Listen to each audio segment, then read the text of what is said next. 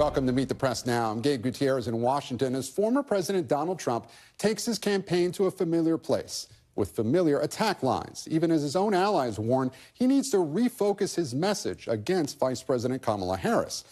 Last night, the former president joined Elon Musk, the billionaire owner of X, who has endorsed him, for a lengthy, informal, and freewheeling conversation on Trump's once-favored platform. After about 40 minutes of technical difficulties, the conversation went on for more than 2 hours. At times, more than 1 million people were tuned in. As the Trump campaign aims to reach an audience that frequently forgoes traditional media, those listening heard talking points similar to Trump's rallies as he leaned into immigration and claimed he's best suited to handle dictators on the world stage. All of it while attacking Vice President Harris as, quote, radical, and repeating his conspiracy theory that President Biden was forced out of the 2024 race against his will. Our country is becoming a very dangerous place, and she is a radical left San Francisco liberal, and now she's trying to protect. Now she's looking like she wants to be more Trump than Trump, if that's possible. I don't think it's possible, but she wants to be more Trump than Trump. Yeah. She's a radical left lunatic, and if she's going to be our president, very quickly, you're not going to have a country anymore. What I can tell you is this. We cannot have a Democrat. We cannot have her. She's incompetent. She's as bad as Biden. This was a coup. This was a coup of a president of the United States. He didn't want to leave, and they said we can do it the nice way or we can do it the hard way. It comes as NBC News reports top Trump allies are privately and publicly putting pressure on the former president to refocus his message and stay away from personal attacks. I think Donald Trump is going to better serve the country and better serve his own electoral prospects by focusing on his policy record and how his policy vision is different from Kamala Harris's. The winning formula for President Trump is very plain to see. It's fewer insults, more insights, and that policy contrast. Stop questioning the size of her crowds and start questioning her position when it comes to what did she do as Attorney General on crime. Question what did she do when she's supposed to take care of the border as a czar. Don't sit back, get out there and start making the case and use her own words to do it to her. Allies are also urging Trump to ramp up the intensity of his campaign. He is set to hold a rally in North Carolina tomorrow, after only hitting the road once last week in Montana. But even without the former president himself on the trail, a pro-Trump super PAC is planning to put his message before voters, announcing a $100 million ad buy across 7 battleground states in the run-up to Labor Day. And on the Democratic side of the race, Vice President Harris has largely been out of sight this week after touring swing states with her running mate last week. And moments ago, Governor Walz wrapped up his first solo campaign event, speaking at a union convention in Los Angeles.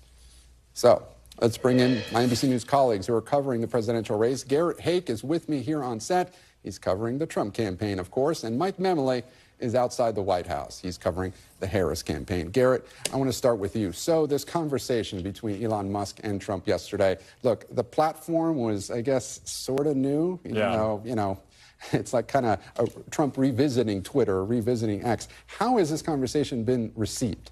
Well, I think within Trump world, they're reasonably happy with it. I mean, you basically had the rally speech on half-calf going out to an audience who's probably not ever going to go to a rally and certainly not ever going to see coverage of Trump on traditional media. That's a big part of their strategy. I mean, they firmly believe that there are enough sort of untapped would-be Trump voters out there who they just need to activate. I'm not convinced that anything he said in that conversation last night is particularly good at activating them, but you know, that's a problem the campaign might not be able to solve. They're stuck with this candidate. So, and Gary, you made that point before that they're trying to reach a sliver of the voting base. But look, anyone on that platform last night, were they not voting for Trump anyway? That's the thing. Again, if you were inclined to vote, you're probably voting for Trump. But you got to remember, I mean, this is part of it. They think these are not necessarily like Republicans or sort of, this isn't like convincing a Nikki Haley Republican to be a Trump Republican. This is convincing somebody who doesn't care about this system, who doesn't care to vote, who's going to sit around and play video games otherwise and have their ex, you know, scrolling in the background, then maybe it might be worth the trouble to go out and vote. That's the audience of this. You know, I was struck by Kellyanne Conway in the soundbite we just played. All this talk about his advisors trying to rein him in. Gary, how many times have we heard that over the last... Hundreds. I mean, 8 years now. Is that going to work? Can he be reined in? Is this just Groundhog's Day that we keep hearing this? Look, I mean, can he be changed? No. Can he be focused? Yes, we've seen it in the past. We saw it in 2016 after the Access Hollywood tape where he really dug in for the last couple weeks of that campaign and ultimately won.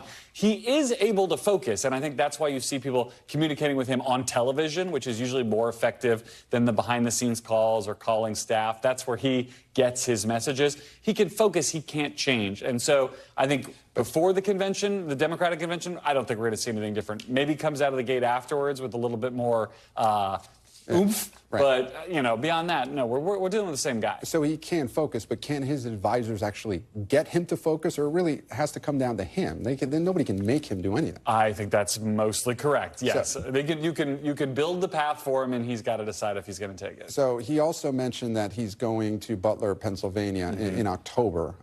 Is he hoping to kind of get a bump from that, potentially closer to the election, revive some of that goodwill following the assassination attempt? I think clearly. I mean, look, the moment between surviving the assassination attempt and the speech that he gave, there'd be the first 30 minutes of that speech at his own convention, in my mind is kind of peak Trump, right? That was when his numbers were the best. Joe Biden's are absolutely cratering. He was riding a wave of goodwill after surviving this assassination attempt. If he can get a little bit of that juice back late in the campaign, I think it's something the campaign thinks would be helpful, and it gives him the opportunity to just keep talking about it between now and then. And now to the Harris campaign and Mike Memoli, we saw them share clips of the conversation online, but what did the Harris campaign think of that conversation with Elon Musk?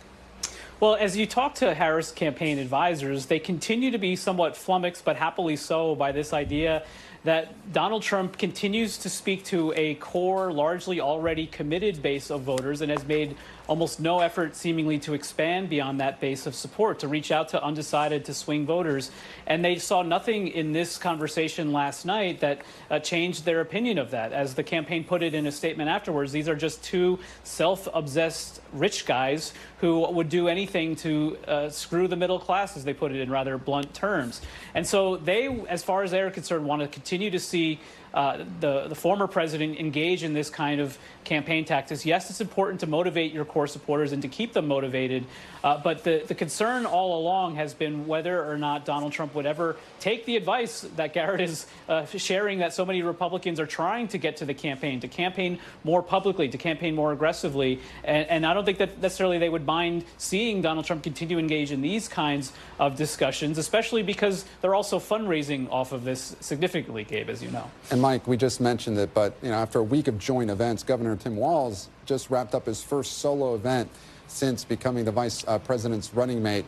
He was speaking to union workers in L.A. What did we hear from the governor? Well, this is such an important moment for Governor Walz. I know sometimes a week can feel like a month can feel like a day in these campaigns. It was just last week, of course, he was making his national introduction to the country as the running mate and largely getting high marks for the way in which he was able to play that traditional role of running mate with Kamala Harris on the road at those big, boisterous campaign events. Today, we saw him step into that traditional running mate role in a solo event, playing attack dog, talking about the qualities of the person he's running with, Kamala Harris, talking about her connection with working class individuals, talking about her own experience working at a McDonald's and joking, could you ever imagine Donald Trump trying to operate a McFlurry machine? But because this is also his relative introduction to the American people, the campaign also thought it was important that he address some of these questions that have been raised, including by Republicans, about his military service and about whether he stepped aside from the National Guard ahead of his unit being deployed to Iraq. Listen to Governor Walz addressing this issue in a broad strokes. These guys are even attacking me for my record of service. And I just want to say, I'm proud to have served my country. In 2005, I felt the call of duty again, this time of being service to my country in the halls of Congress. My students inspired me to run for that office, and I was proud to make it to Washington. I was a member of the Veterans Affairs Committee and a champion of our men and women in uniform. And I firmly believe you should never denigrate another person's service record. To anyone brave enough to put on that uniform for our great country, including my opponent, I just have a few simple words. Thank you for your service and sacrifice.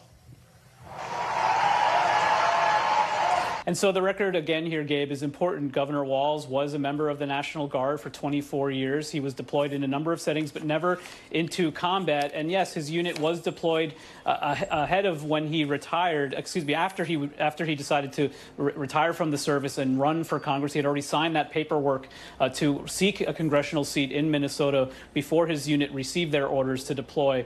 And so the campaign wants to be mindful of this discussion and have the governor lay it out on his own terms and try to deal with this straight head on. Mike Memoli, live for us outside the White House. Garrett Haake, live with me here on set. Thanks to you both. And turning now to another aspect of the 2024 race, the FBI is now saying it's investigating efforts to hack into the Trump and Biden-Harris campaigns. A source familiar with the matter tells NBC News that hackers targeted 3 Biden-Harris staffers. Although a Harris campaign official tells NBC News it does not appear those attempts were successful. Also, former Trump advisor Roger Stone told the Washington Post that authorities informed him that his email had been compromised. Over the weekend, the Trump campaign said it was hacked in June and suggested Iran was to blame. It came after Microsoft published a report on Friday about the tactics Iran is using to try to influence the 2024 election. I'm joined now by NBC News Justice and Intelligence correspondent Ken Delaney. And Ken, thanks so much for being here. How far along is this FBI investigation? It's in its early stages, Gabe, and the FBI is not saying very much. They're not even saying if they've confirmed that this hack was linked to the government of Iran. But you just laid out the circumstantial facts as we know them. And it really does seem like the hack succeeded in obtaining some documents, because we have news organizations saying they received what appear to be confidential internal Trump campaign documents. And it appears, based on the Microsoft intelligence published on Friday, that there was an Iranian attempt to hack a unnamed political campaign. Microsoft has not said it was the Trump campaign, but connecting the dots here, this appears to be yet another example of a nation state trying to interfere in our policy. Speaking of a nation state, you think your mind goes back to 2016 when a Russian intelligence agency, stole and released the emails from a senior Hillary Clinton advisor. How does this incident compare to that? So the big difference here is that back then, those Russian hackers turned all that material over to WikiLeaks, which published it on the web for anyone to look at. So news organizations were not a filter there. It was out there. In this case, the hackers appear to have gone to select news organizations and offered them this material. And so far, they have not published it. They've not deemed it newsworthy. Actually, they found that the approach was more newsworthy than the material. And they're mindful of the fact that this may be a foreign intelligence operation. But that's not necessarily going to last. If more newsworthy stuff starts to come out, that's going to be a real dilemma for the media. What do we know about how the campaigns are actually cooperating?